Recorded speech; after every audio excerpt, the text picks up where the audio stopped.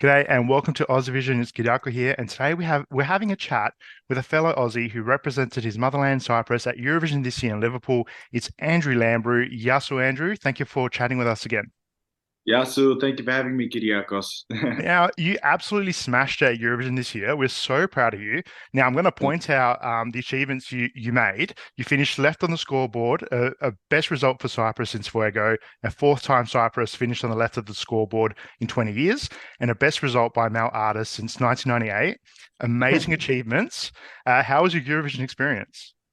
It was the greatest moment of my life so far. It was it's just such an amazing roller coaster to be a part of. And I think that one of the most beautiful things about the whole Eurovision experience is how much I feel like I found myself as an artist too. So, you're going into this, I'm representing Cyprus and I want to make everyone proud. That's my biggest thing. But at the same time, whilst achieving that, you do the same for yourself. And you kind of make yourself proud by giving it everything you've got. And so to get the reaction that I've had from people of Greece, Cyprus, Australia, all around the world, and to this day, what's happening post Eurovision and the amount of messages and beautiful things that are being said about myself, it's just such an encouraging thing. So Eurovision was just the best. Now, you had to qualify from the semi-final to get to the grand final for Cyprus. Now, I need to ask you, what was running through your mind the moment you heard Cyprus called out as one of the countries that qualified? It was one of those moments where my body reacted, but I didn't even know what was happening in that moment. I just heard Cyprus, and it was the second country to be called out. So I was like, oh my goodness, it happened early. I got lucky. It'd be a really difficult position to be in, for Sweden and sorry, not Sweden, Slovakia, and Norway. They were last called. Yeah. I feel like that would be such a stressful situation, but I was super lucky. They called me second, and I just jumped up, and you can see in my reaction video that I'm kind of just losing my mind. And yeah, it's a great feeling. Now, all the way from Australia Decides 2022 to Eurovision Liverpool for Cyprus this year, you've had a big journey the last couple of years. What have you learned about yourself over this whole Eurovision experience? Like something new? Yeah, I mean, Eurovision really has taken things to a new level for me. And I'm going to be honest with you, now that Eurovision's done, I can have these conversations with you. When I first heard Break a Broken Heart, it was a massive song. Yeah. And I struggled to sing that song at the beginning. I really did. And I had about 7 months to work on it. And I said to myself, there is no other option here. I'm performing on the biggest stage in the world. And in my head, I had the mentality of, if I can't pull this off, then I'm not proving to myself that I can be one of the best musicians that I could be and do this for the rest of my life. That was the mentality that I had. So although that might be a bit negative because I was putting all the pressure in the world on my shoulders, you kind of have that pressure being part of Eurovision because, you're backing a country. So I think it's something that I've learned to use it in your favor. And I practiced every single day to the point where I had to stop myself practicing because my voice was getting too tired. And I just was practicing. And by the time it got to Eurovision, I could really comfortably say that I was in a position where I wasn't scared of this song. I felt like this is my song and this is what I'm going to do on the stage. And that was one of the most beautiful things about Eurovision. And, going forward now, after Eurovision, there's a lot of stuff we're trying to sort out. But I really just do feel that any stage that I step on now in music is a friend of mine, never to be afraid of the stage. And I feel like that can be something that artists go through. You can be afraid of the stage. It can be a scary, daunting thing, but it kind of got me over this edge where it's like, this is what I love to do. Don't be afraid. And now that I did it on the Eurovision stage, any other stage is just, it's just a place where I want to be. Well, just like you, this was your first Eurovision. It was my it was my first Eurovision as well. And you know Yeah. what I couldn't believe? How hard, like hard working the artists, like what you have to go through in the lead up to the contest. I did not like Yeah. people watching it for that one night, that Saturday night, Sunday morning in Australia, but the artists go through a lot of intense work, like from rehearsals, endless interviews. You also performed at the Eurovision Village. You did the Yeah. turquoise carpet. There's a lot going on that people don't realize in the lead up. What was it like for you? Yeah, so it was really interesting because, of course, this is a first for me. It's my first Eurovision. But for me, health was number one. And, I support Liverpool Football Club. Yeah. I've always wanted to watch a Liverpool match. I got invited to go watch a Liverpool match, but I declined it because Okay. I said to myself, if I get sick in a huge crowd of people, by the time it gets to semi-final night or grand final night, I will never live that down. So I would get up in the morning. First thing I would do is warm up my voice, make sure that my voice is ready to go for whatever. If I have to do an interview and they ask me to sing or anything, just my voice is ready to go. I'm not afraid of that. And then most days we had two rehearsals, one in the very early afternoon and then one at night time. And a lot of those rehearsals were in front of a full crowd too. Yep. Some of them were media rehearsals too. So it was very important to be on top of your game because although the rehearsal space is a space where you should be allowed to stuff up and make mistakes, you still want to try and be on top of your game because things are being put out to the public Yeah. and people are talking. So yeah, it was full on. Like you'd have your first rehearsal, then there were days where I had 4 or 5 hours of interviews straight and then straight into the last rehearsal, then straight to bed and then do it all again the next day. So health was number one. Like I was taking my vitamins. I probably drank about a liter of honey throughout the whole Eurovision process to keep my voice nice and soothed.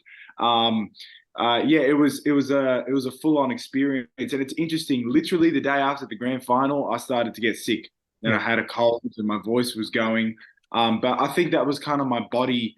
Like I prolonged that with you enter this really unique headspace when you're performing at Eurovision, and I was grateful to enter that headspace of like I'm here to do a job, let's get it done. And then as soon as that weight was off the shoulders and it was finished, my body was like, okay, you're Yeah. very tired, go sleep. And I assume you recovered okay afterwards. It would have taken a little. All good. Yeah. Yeah. I'm all Uh, good now. so that means you didn't get to see much in Liverpool then, did you? Or did you get to do some sightseeing or?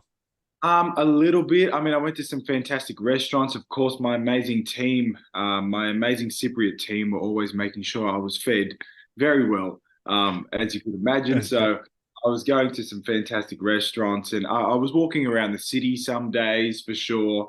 But I made the decision to sacrifice a lot of the touristy Yeah. sightseeing side of the trip because I was there to do a job and I was Yeah. very focused on that job. So I'll have my opportunity to come back and holiday at some point.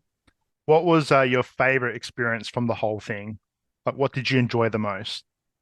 Um, it's hard to pick one, but I mean, meeting all the artists was fantastic. It was very exciting, and it was. I didn't do any of the pre-parties, of course, so there was a lot of people I was waiting to meet, and it was great to meet them.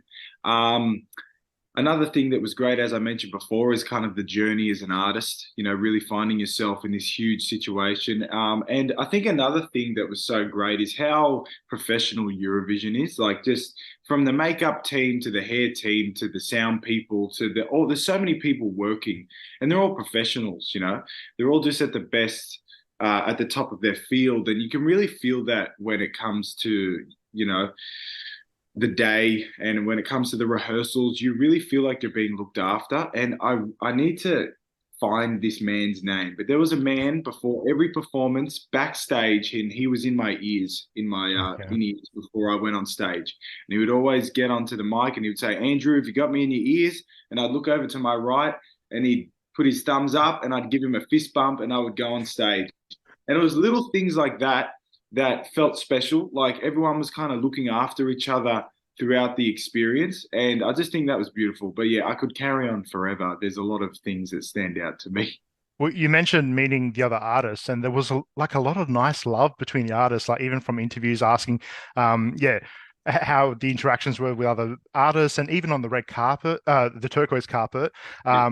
Like during your time at Liverpool, we saw you with Voyager. We saw you many times with Marco Mengoni as well. Like, Yeah. what was the highlight out of what was one of your highlights with meeting the other artists? Yeah, I mean, in the lead up, like we would have interactions on social media, we'd message each other and stuff like that. So it was really nice to put the face to the person and meet them in person. And everyone's so lovely and we're all just enjoying the experience. And there's a lot of stress involved too. Like there's a lot of pressure on a lot of people's shoulders. So, we're kind of all there for the artists too, and we're all encouraging each other. And although it's a competition, I've said it in many interviews, music is subjective and it's very hard to rank music. And I think that we all feel that in ourselves too. It's really hard to put someone in last place or, like they don't truly deserve that. When you're an artist that's looking at it from our point of view, it's like everyone's amazing. And that's kind of the vibe that we had. And, I really interacted with Voyager, of course, and Marco and so many people, Noah, like just, it was just great to chat to them. And yeah, it was amazing, man. Now, we know you're very close with your family, and you Yeah. had to perform on the other side of the world from where you are in Sydney. But some of your family were actually in Liverpool. Some of us from the Aussievision team bumped into them. You had a little Andrew Lambrou fan support group going there. What was it like having them there with you?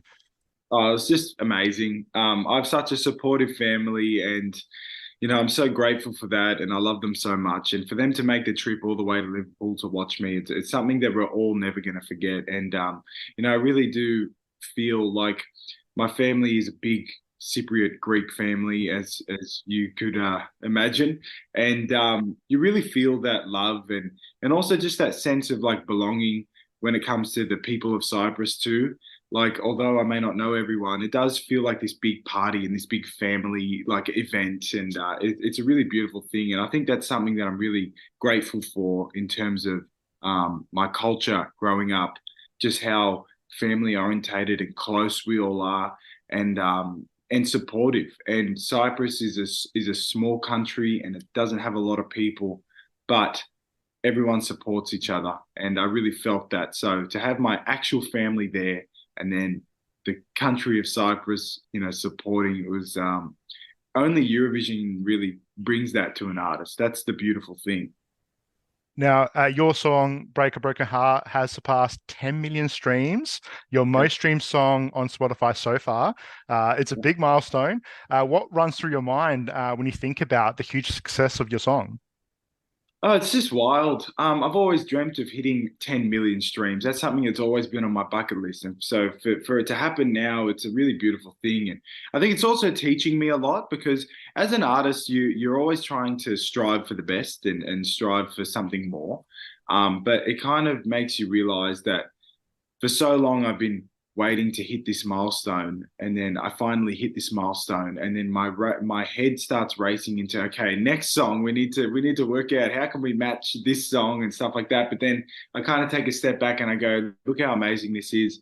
I have this fantastic song that I performed at Eurovision. We finally hit 10 million streams, and so many people love the song. And I think the beautiful thing is now when I do shows and when I perform, that song's going to be with me forever. And that song is going to be something that people want to listen to forever too. And I can't wait to perform it as many times as I possibly can. Now, I know you're off to Europe, you're off overseas very soon. What can we expect from you on your next music journey?